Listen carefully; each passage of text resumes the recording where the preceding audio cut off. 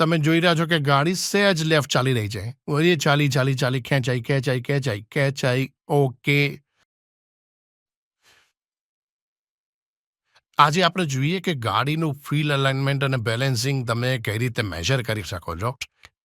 આપણે એક flat road ઉપર જઈએ અને એ ફ્લેટ રોડ ઉપર તમે જોઈ શકો છો કે ગાડી તો અત્યારે આપણા કંટ્રોલમાં જ એકદમ સીધી જઈ રહી છે.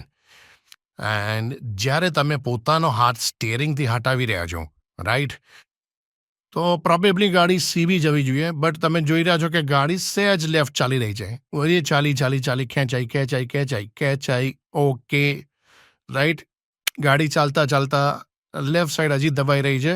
મેં જુઓ તો રોડની આપણે આ સાઈડ હતા, અત્યારે આ સાઈડ આવી રહ્યા છે. સો તમારી ગાડીનું વ્હીલ અલાઇનમેન્ટ અને બેલેન્સિંગ ઓકે નથી.